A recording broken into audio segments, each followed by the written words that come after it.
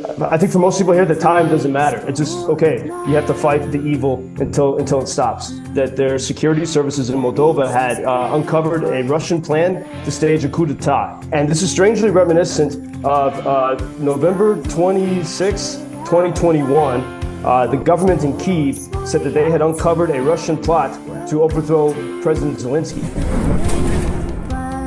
It's afternoon in Ukraine, where Joseph Lindsley is.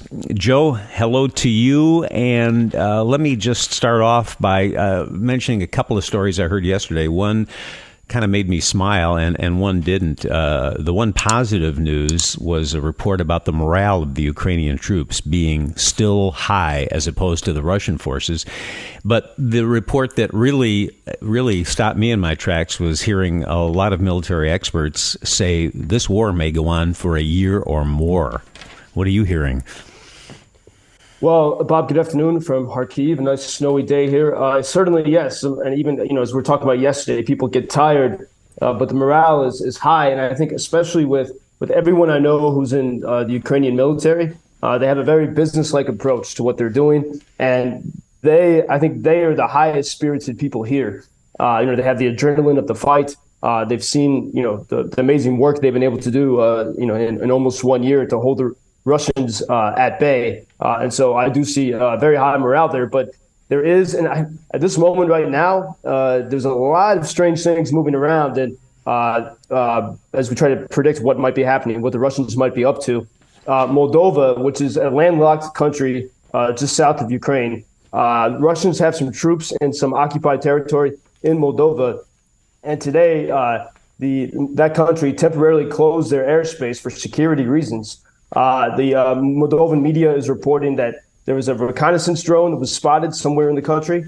And then a couple days ago, the president of Moldova, Maya Sandu, and she's pro-democracy, pro-European, she announced that their security services in Moldova had uncovered a Russian plan to stage a coup d'etat, to overthrow her government and to install a pro-Russian government. And the thinking is, if that happened, there's a little breakaway part of Moldova called Transnistria, kind of like the way there were the breakaway parts of Ukraine that Russia was controlling since 2014. And Russia does have troops there. And so there's concern that the Russians might be trying to create another opportunity to attack through Moldova. And this is strangely reminiscent of November 26, 2021. So before this full-scale invasion, the government in Kyiv said that they had uncovered a Russian plot to overthrow President Zelensky.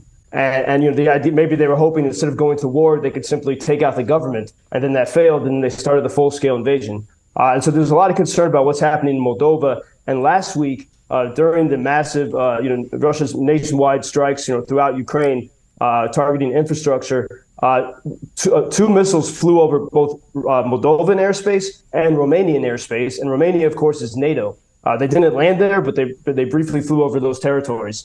And then meanwhile, in the country of Georgia, on the other side of the Black Sea, southeast of Ukraine and bordering Russia, Georgia is a country at 20% of which has been occupied by Russia for many years. And a mine showed up on the coast in the resort town of Batumi. And so we're seeing the effects of the war perhaps starting to spread. Also today, the French Foreign Ministry said that all French citizens in Belarus need to leave the country by road without delay. They're concerned about what could happen in Belarus. And meanwhile, you have one of Putin's allies, the dictator of Chechnya, which is part of the Russian Federation, saying we will take Odessa, Kharkiv, Kyiv, and even reach Poland. And so I think that there's a bit of uneasiness about what the scale of this might be, what else Russia might be interested in. And this echoes why, Zelensky in that speech in London last week said, we have to have the confidence to stand up to evil. And the Secretary General of NATO said today that there should have been more done before February 24th, because this is, I think perhaps some are thinking we're up for quite a big fight here. Frightening. And are the people you're in contact with thinking the war might last for another year or two at least? Is that what you're hearing? People don't like to sort of talk about that because it's, there's a heaviness in that. For example, I was in the shelter a couple of days ago during one of the attacks here in Kharkiv, and I was speaking with a woman from Georgia. Again, Georgia, 20% of the country has been occupied by Russia since the 1990s. In 2008, they took more territory, and including her homeland, the region of Abkhazia. And she's here because she knows, like so many Georgians, it's a country of only 4 million people, but they had 3,000 strong fighting force here in Ukraine.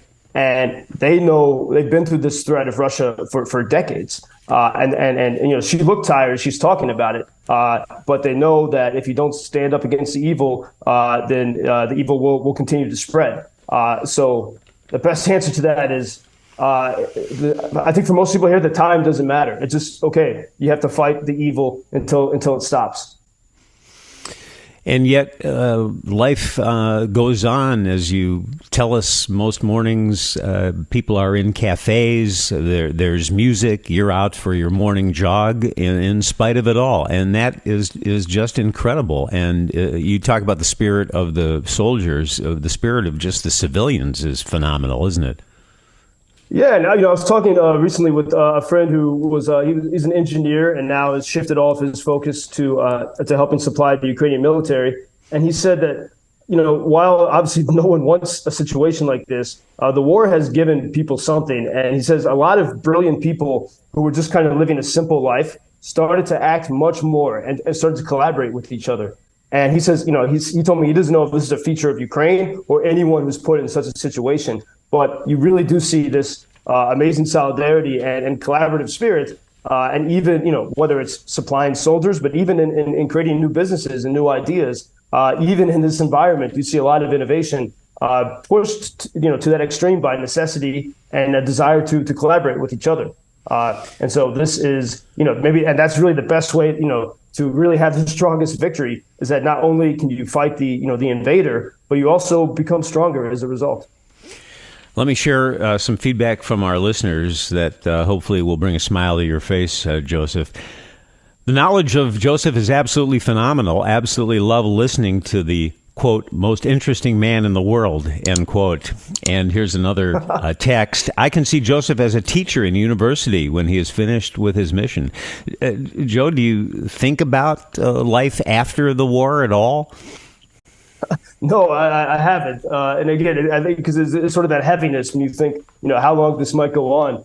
And, when I came to Ukraine when the pandemic started, I was traveling the world trying to get away from, my former career in New York. And so I was just kind of running away. And here I'm confronted with a chance to share the stories of the people of this country and to stand for freedom against evil and tyranny. And so that's all that's been on my mind. But I like these ideas. And we should mention again the website. And I know you work on posting stories, images, links, UkrainianFreedomNews.com. And, a lot of people ask me about what you do over there, Joseph, and when we're not talking to you, what your main job is. And basically, you edit that site, don't you? Yeah, we have a team of volunteers. We post on our Telegram channel, and every day, actually, we share a video version of this conversation, supplemented by videos and photographs from what's happening here in the ground, so you can get a different view of what's going on here. And from time to time, when situations arise, we raise money and do everything we can to help everyone from, if there's soldiers who need a drone or a hospital that needs a generator. And this is part of the, everyone here collaborates in different ways. So that's how our team at UkrainianFreedomNews.com, all volunteers. And you've probably seen there's so many different little groups of people have formed sort of collaborative alliances in this time. There was just a conference in Lviv, which I wasn't able to attend because I'm here in Kharkiv, of all these different little, sort of NGOs. Most of them aren't even formal, just collections of friends who get together. And it's this constant atmosphere of collaboration and cooperation. I heard somebody say this the other day, and I'll leave you with this line of hope, Joseph. The arc of the universe is long, but it bends toward justice. Hope so, huh? That's great. And it sounds like what Zelensky said last week. He says, we know that this victory will change the world, and this will be a change that the world has long needed, which is making sure that we can stand up to tyrants and live happily and freely. We'll end on that optimistic note today. More tomorrow. Thank you, Joseph. Have a peaceful day. Thank you, Bob. Joseph Lindsley. world's most interesting man. This I find in my garden. It's piece from rocket. Help us to win in the war.